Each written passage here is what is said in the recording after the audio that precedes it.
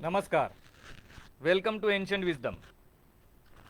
In ancient wisdom or in study of ancient wisdom, it is extremely essential that we maintain a scientific temperament and not get taken over by beautiful words, poems, hyperbole, comparisons, or even nationalism. We need to see a fact for a fact and nothing but a fact. And then that is something that we need to check out against our experience. And who better than Shankaracharya to do this? Shankaracharya in one of the Agama Grantha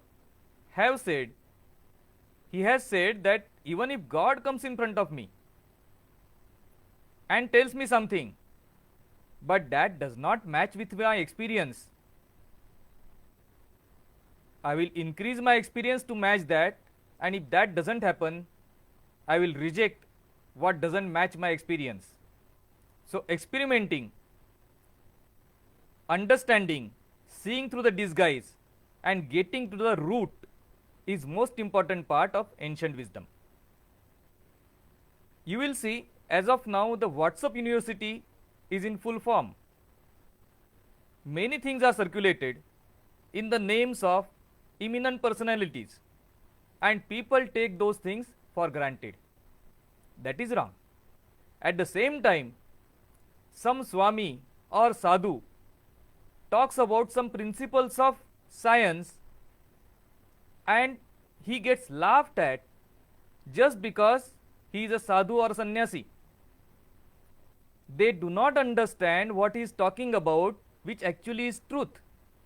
But their understanding of science itself is limited, the people's understanding of science is limited, and that is why they don't understand and they look at his dress and they make fun of his talk.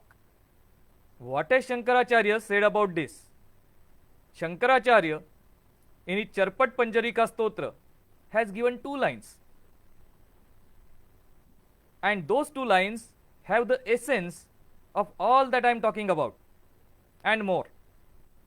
The shloka goes like this: Jatilo mundi lunchita kesha, Jatilo mundi lunchita kesha kasha yambara bahukruta vesha, Pashyena pina pashyati moodo, Udara nimittam bahukruta vesha.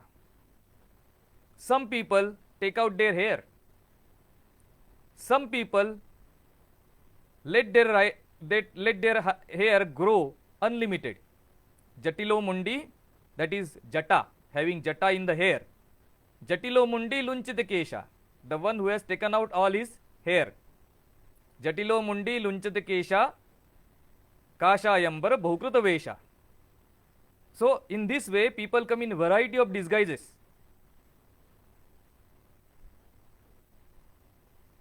But we should be able to see beyond that disguise, and we need to understand that they are doing all this only to promote the alms that they get. Jatilo mundi lunchita kesha kashayambar bahukruta vesha pashyena pina pashyati moodo. Who is the Moodha? Moodha is not that person. Moodha are the people who receive them based on their dress, based on their talk, and without checking, without analyzing, without synthesizing, without using common sense, whether what they are saying is fact or not.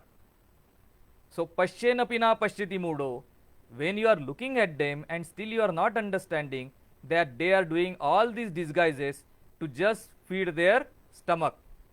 So just to get food, just for survival, they are going through all these motions of different dresses and different disguises. And this is to be applied everywhere in life. Whatever you hear, whatever you see somebody else say, check it out on experience.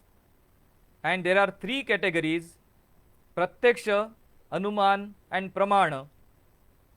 Pratyaksha is direct experience, Anuman is experience of somebody else that we see directly, and Pramana is experience of somebody else which has been conveyed to us.